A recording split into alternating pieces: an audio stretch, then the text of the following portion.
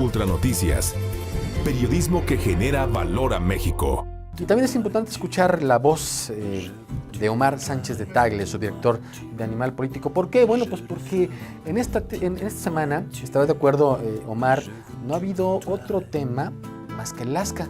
Ya la reforma laboral se fue a segundo plano, ya otros temas ocuparon otros lugares, pero el tema de Heriberto Lascano sigue siendo referencia, ya se convierte en leyenda urbana. ¿Qué si las orejas? ¿Qué si la estatura? ¿Qué si estaba jubilado? A ver, platícanos, Omar. ¿Qué pasa con el LAZCA? ¿Por qué es tan importante la figura a finales de una administración tan complicada como la de Felipe Calderón? Omar, buenas tardes.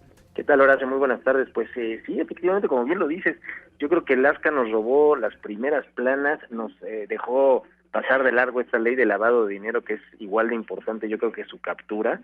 Y bueno, nos concentramos en él porque creo que este es uno de los dirigentes pues más complejos del narcotráfico. El Heriberto Lascano pues prácticamente es quien le dio vuelta a lo que hoy conocemos como el narcotráfico en México. ¿Y por qué quiero decir que le dio vuelta? Bueno, pues es que finalmente este hombre, a través del grupo conocido como los Zetas, rompió con todos los esquemas que conocíamos en los 80s, un poco en los 90s, de que los cárteles de la droga estaban regionalizados. Tú te acordarás que era el cártel de Sinaloa, el cártel del Golfo, y estaban un poco regionalizados. Llega este grupo de los Zetas al mando ya de Heriberto Lascano en el 2002 y rompe con estos esquemas porque la idea de los Zetas fue en un principio romper esa regionalidad con los cárteles de la droga. Esto es lo que provoca Heriberto Lascano al dirigir los Zetas. Posterior a ello, bueno, toda esta conjunto de militares que se unieron a él, luego hacia el 2004 más o menos, él pensó en que ya no tenía fuerzas, contrata a este ejército de caiviles, a los desertores de los caiviles más bien, y se convierte en uno de los líderes más peligrosos, más crueles de todas las organizaciones. Y bueno, todos los cárteles de la droga de alguna forma buscaron en su momento no solamente el cártel del Golfo, que es con quienes inicia, sino pues el cártel de Sinaloa busca la alianza con los Zetas porque pues una alianza con los Zetas significaba gran poder en el narcotráfico.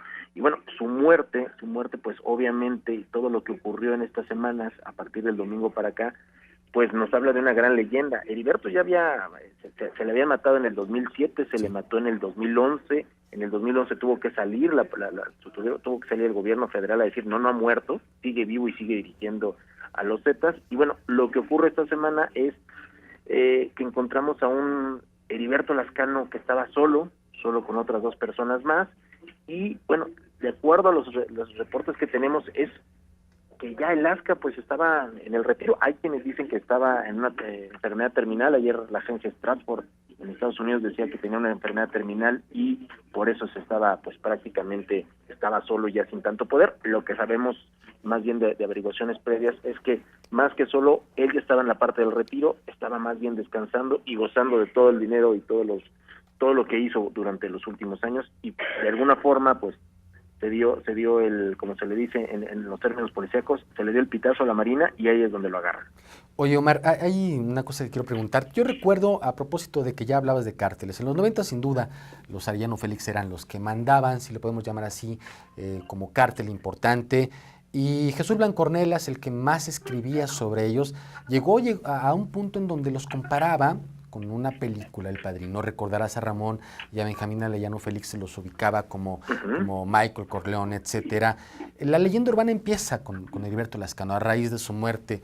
¿Cómo lo podremos ubicar? ¿Para cuánto más dará Heriberto Lascano? Y entonces también te pregunto, la figura que surge, Treviño, el Z40, ¿hasta dónde este grupo sanguinario, yo creo que el más sanguinario de todos los tiempos en México, pueda tomar esa fuerza, puede tomar el control que hoy sigue teniendo de México, Omar? Fíjate que son dos figuras igual de fuertes, pero creo que con la muerte de Heriberto Lascano sí termina una era en cuanto a las organizaciones criminales y de este tipo conocida como los Zetas. ¿Por qué?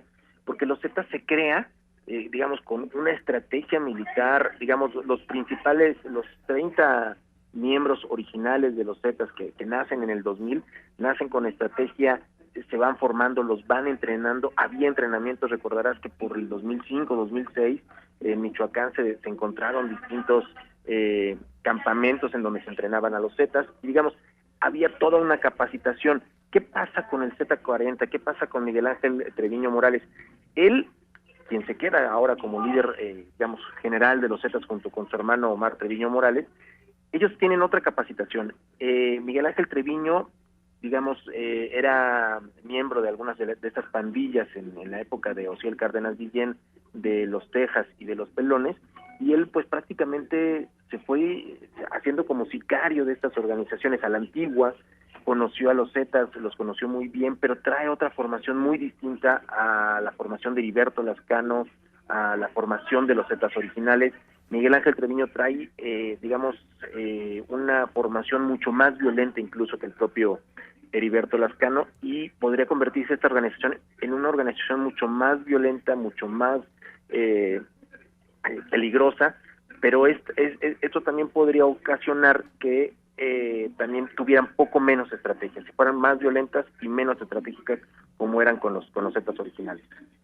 Oye, Omar, el día de ayer Reforma publica un reportaje interesante respecto a una mujer que se supone estaría acompañándolo y que la familia de ella después de 6 años la estaría buscando. A sus 16 años aparentemente es secuestrada en Coahuila, y luego pues pareciera que la obligan a estar con él, pero pasan los años. ¿Y qué pasa con esas figuras que acompañan? ¿Qué pasa con esa tercera persona, Omar, del quien no se ha hablado mucho? Y hay algunos cabos sueltos todavía en esta situación que se presentó el domingo que no alcanzan a cuadrar y que todavía están sueltas en la escena y no se alcanzan a aclarar. ¿Qué pasa con esto de manera muy particular, Omar? Fíjate, el caso de Fanny es un caso muy sintomático, es decir, hasta donde sabemos, y eso por información que ha salido cuando saca esto el Reforma, hoy sabemos que la Ardilla, este hombre que fue capturado hace unos días también, pues fue el responsable de secuestrar a esta joven para llevársela directamente a Alaska. Vemos ahora las fotografías en donde pues están en una boda y aparece esta chica. Y bueno, estos personajes que rodeaban a Alaska, finalmente lo que ocurre con ellos es como en todas las historias de narcotráfico, tienen que desaparecer, cambiar personalidades. Este lugarteniente que decía el vocero de la Secretaría de Marina que huyó, pues finalmente tiene dos opciones: o unirse a Miguel Ángel Treviño, el Z40, o irse a otra organización. Creo que la recomposición que habrá de los cárteles, y sobre todo después de la muerte del Z de Lasca, será importante. Platicaba hace yo un par de días con el procurador de Zacatecas y me decía algo muy interesante. En las cárceles en donde están recluidos los Zetas está habiendo algunos motines, pero estos motines se dan entre los propios Zetas, es decir, antes tenían dividido a la gente del Cártel del Golfo, a la gente del Cártel de Sinaloa y a los propios Zetas en las prisiones. Ahora las autoridades tienen que determinar cómo van a separar a los Zetas de los propios penales, porque ahí se están dando riñas entre ellos por la muerte de Lasca. Digamos, la muerte de Lasca repercute en los centros penitenciarios y repercutirá en muchas organizaciones que tenían alianza con ellos. Hablas de Arturo Nale, el procurador del estado de Zacatecas, sí, donde sí. También en Zacatecas se habló durante mucho tiempo que vivía Heriberto Lascano, y que incluso una de sus aficiones era justamente el correr caballos, el apostar en las carreras de caballos. Hay gente en Zacatecas, en Fresnillo, que supuestamente lo estarían ubicando. ¿Qué pasó finalmente, Omar? ¿Estaba enfermo? ¿Estaba jubilado, si le pudiéramos llamar así? ¿Por qué no se alcanza a entender que el domingo no tuviera un cinturón de seguridad, como suelen acostumbrar esta gente, que no es fácil que los puedan, vamos a llamarle, abatir como sucedió con el Lasca? Pues mira, yo creo que entre la versión que trae Stratford y la versión que traemos de alguna forma nosotros en cuanto a que había ya una separación, creo que estaba en retiro, no estaba sin poder, porque Lasca teniendo mucho poder. Sí era una situación de retiro, a la cual, hasta donde sabemos, no le gustó mucho a Miguel Ángel Treviño. De hecho, ya hay algunas declaraciones de este famoso, el Z50, el talibán, que dice que pues estaban ya separados, el talibán decide apoyar a Heriberto Lascano y de alguna forma decide enfrentar a Miguel Ángel Treviño. No se logra, capturan al talibán. ¿Y cómo entenderlo del domingo? Bueno, entendemos también Heriberto Lascano tenía dos formas de trasladarse o de estar con el equipo. Normalmente él viajaba en una célula de 30 camionetas cuando iba a algún tipo de operativo. Esto de acuerdo a lo que se dice en las propias averiguaciones previas de los Z detenidos. Pero había también datos de que el ASCA, cuando viajaba a cuestiones personales o cuando no quería ser muy visto, viajaba con un cinturón muy pequeño de 5 o 6 personas, e incluso a veces viajaba en sus camionetas o a veces viajaba se dice hasta en propios camiones, digamos, en ADO, en camiones en donde no eran de él precisamente, ¿no? Omar, muchísimas gracias, buenas tardes. Muy buenas tardes. Ya nos vamos. Gracias en nombre de todos los que han hecho posible esta emisión, particularmente gracias a Horacio González, que estuvo buena parte del noticiario con usted y a través de las diferentes estaciones, de las diferentes redes, en fin, que nos hace el favor de seguirnos.